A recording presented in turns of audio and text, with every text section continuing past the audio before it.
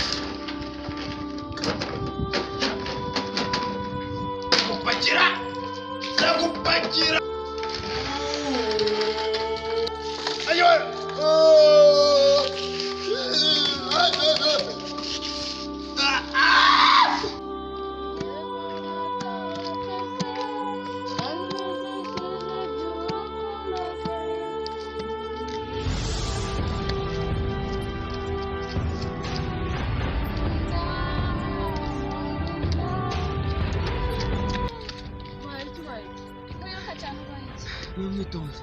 Muzi ibintu mbonye? Ubonye iki? Nikimenye ibintu mbonye. Aho pastor ntabwo mumuzi. Umwe wadusengesha. Pastor turamuzi. Yasinze. Yasinze. Yasinze ubwo yaranasa. Yaranasa ibyo bintu bibaho. Niba muzi ko mbabe. Tugenda hano inyuma. Pastor yasinze. Pastor yasinze cyane. Akusubu ndababekeri. Mwebwe nimuze tugende. Ushobora kuba ufite ikibazo. Sawa tugende nawe.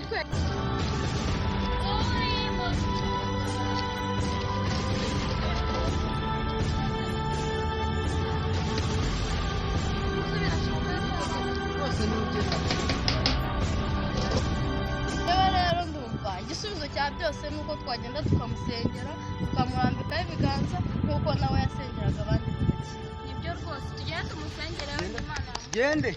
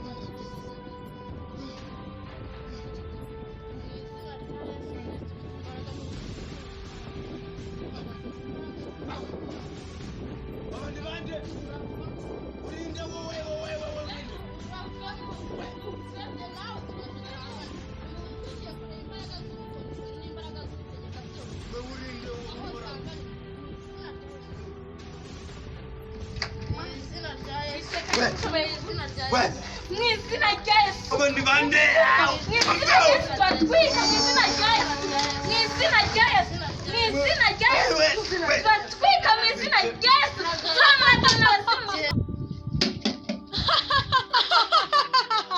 Muranyirukana ariko simuvamo. Twatwika mwizina rya Yesu. Kubw'imbaraga z'Imana n'ubushobozi urakira.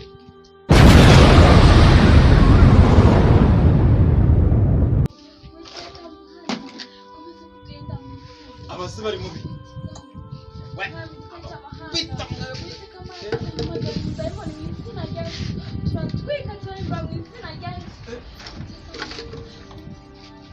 Yewe. Pastoril. Ni wewe. Soreye. wasengana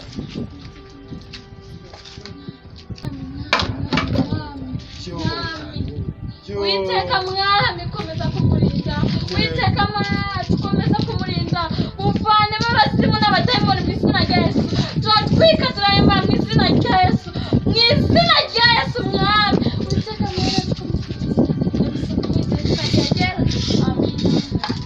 ariko se ubu wa muntu wambwiye ngo ibintu byanjye biraza kugaruka n'ibintu byose nakoze ko ndeba bitongera kugaruka koko ariko ubu ngubu wajya kwa wa muvuzi nkemera akagenda nkareba ko hari ikintu yamarira reka ngende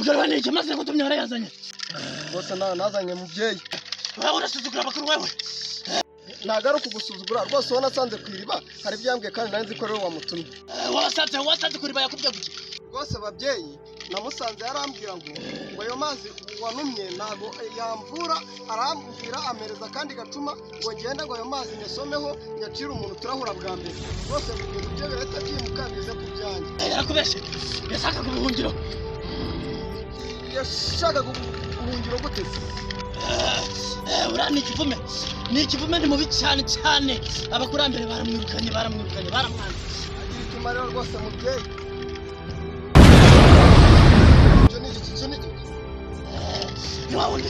wawundi nukwasta wawundi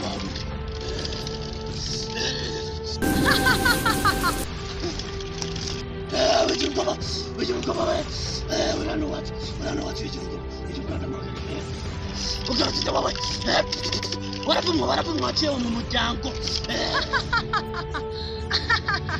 nagarutse ubuhungiro mwamaye babunyirukanyemo iki kivume ni wowe kigaruye hano ndagusaba ikindi kintu kimwe kugira ngo uzabone ibintu byawe urabyumva uzazanira mushiki wawe uzamuzane banguke ejo noneho nutinda n'umutwe uzawubura